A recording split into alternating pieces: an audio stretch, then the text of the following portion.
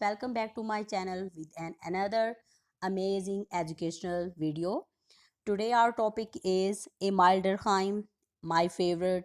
He was an amazing theorist in the sociology, and Emile Durkheim's theory of the society has a special place in sociology. Today we'll talk about all of his theory and try to cover all of his topics. If we could not cover it, we will try to cover in the next video. So before starting our lecture, please subscribe my channel so that you can be in touch with the next lecture. Let's take a glance at the Durkheim's biography. Durkheim was actually concerned with French politics throughout his life. He was particularly concerned to discover what values and principles should guide French education when it was based on secular basis. In these matters, he inherited the collectivist tradition of social thought represented by the Mastery, St. Simon, and Comte. He reacted sharply against the individual ideas of the Herbert Spencer and English utilitarians.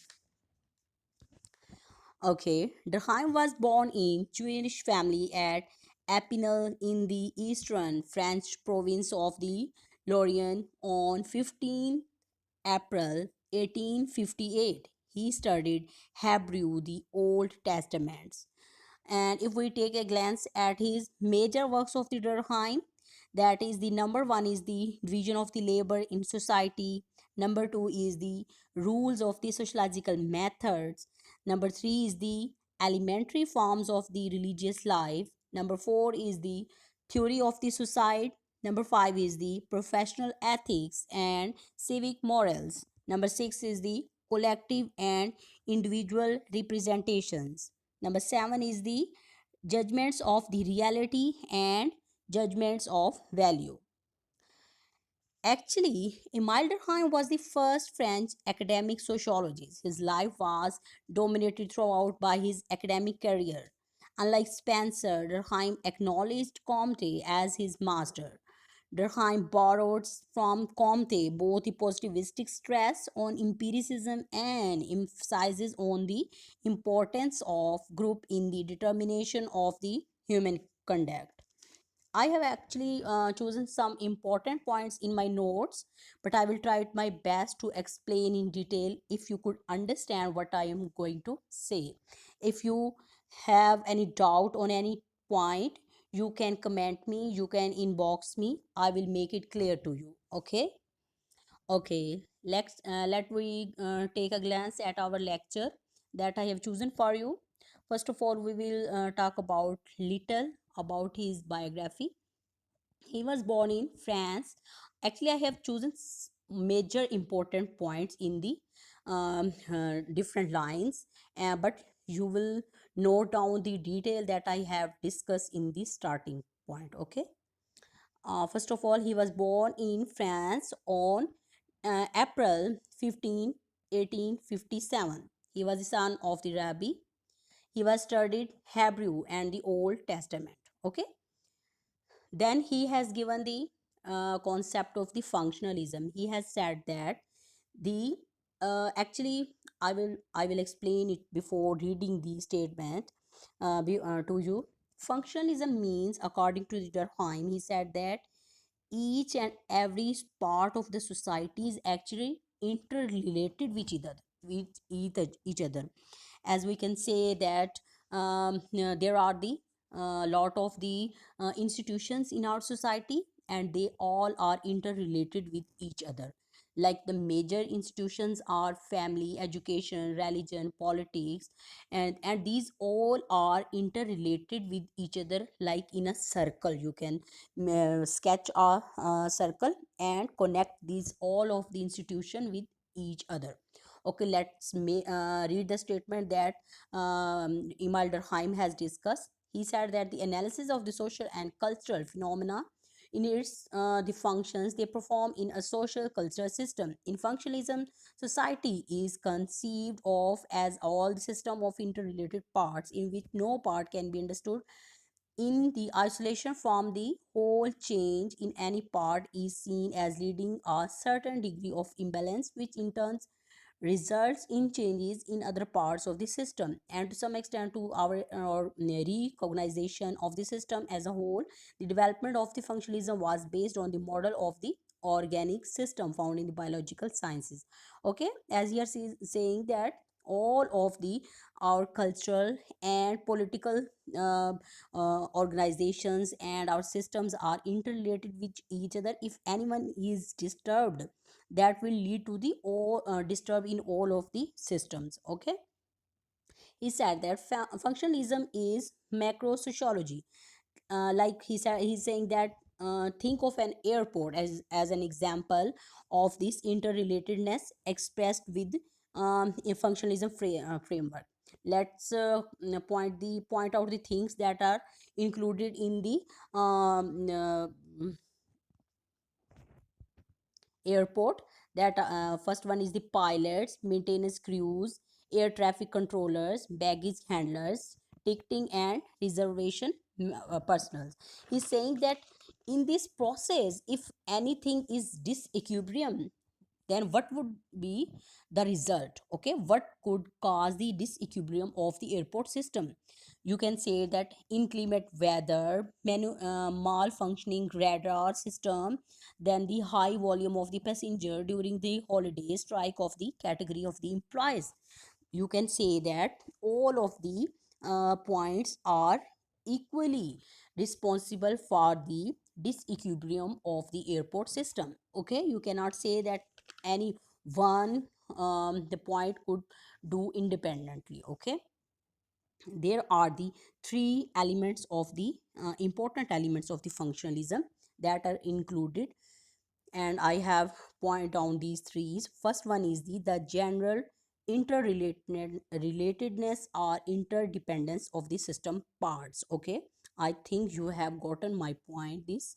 And the second is the existence of our normal state of affairs or our state of equilibrium comparable to the normal or healthy state of an organism. Okay, he's saying that if there is an equilibrium in the society, all of the parts of the society would run properly. Okay, then comes the third point, the way that all the parts of the system recognize to bring things back to the normal. Okay, all of the things are equally responsible to bring the normality in the environment, to bring the normality in the system. Okay, after that he has talked about the social facts. Social facts is also the concept given by the Emil Durkheim. Emil Durkheim has explained it very wisely. Okay, he defined social facts is a mistake as which is general over the whole of the given society, while least heavy in existence of its independence of its individual manifestations. Examples he has given also: social facts are like laws, morals, beliefs, customs, fashions. Actually, he's saying that these are the social facts that are important in every society, and these are the things when individuals are living together, they are actually sharing all of these things like laws, morals, beliefs, customs, fashions. Okay, Durkheim later elaborated on meaning of the social facts and used the term institution. He said that it is actually, we can say that it is actually the institution, not are the social facts, that he has chosen the different words. Okay, he made the comparison between the primitive and civilized societies in terms of his concept of solidarity. According to him, the primitive society is characterized by the mechanical solidarity based upon the collective conscience, and we advanced society is characterized by the organic solidarity based upon the division of the labor. Okay, I will define it, these two, mechanical solidarity and organic solidarity, separately. Okay, so that you can get my point. Mechanical solidarity, according to him, is the solidarity of the resemblance, and it is rooted in the similarity of the individual members of the society collective on the science is the sum total of the beliefs and sentiments common to the average of the members of the society. This prevails mostly in primitive societies. We can explain it in the simple words that in mechanical solidarity means that when the same culture of the people are living together, or the same religious peoples are living together, they are called the mechanical solidarity. Like you can say that in the primitive societies or in the villages, people are mostly related to the same culture or the same religion. And in the organic solidarity, there is a dissimilarities. You can say that as in the America, there are the some white peoples, some black peoples, and people are related to different cultures and societies, but they are living together because of their jobs, because of their whatever we can say. Okay. Organic solidarity, as I have said it before, it is the opposite of the mechanical solidarity. And according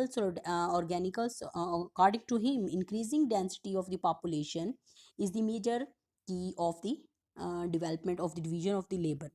It means when the population grow so fast, it will create the devastation and the organic solidarity among the people. Okay. Organic solidarity emerged with the growth of the of the region of the labor. This has happened in modern industrial societies. Division of the labor and the consequent and similarities among men bring about the increasing interdependence in society. Okay, here he is saying that when people are living in the organic solidarity, are living in the industrial societies, are living in the modern societies, everyone is specialized in his own job. Everyone has to do only his duty. Like we can say, if there is any doctor, he must be perfect in his duty also. If there is any lawyer in the society, he must have to be perfect in his lawyer profession. That's why that make them the interdependence or the division of the labor in the societies. Okay, I hope you have gotten my point. Then comes the theory of the society that is given by the Durkheim. We will discuss in the next lecture, because it will because this theory of the society is actually so vast and so big, we can discuss it in one lecture. So please subscribe my channel so that you can be in touch with the next video. Thank you. If you have any query, you can comment down and inbox me for further further recommendations. Thank you very much.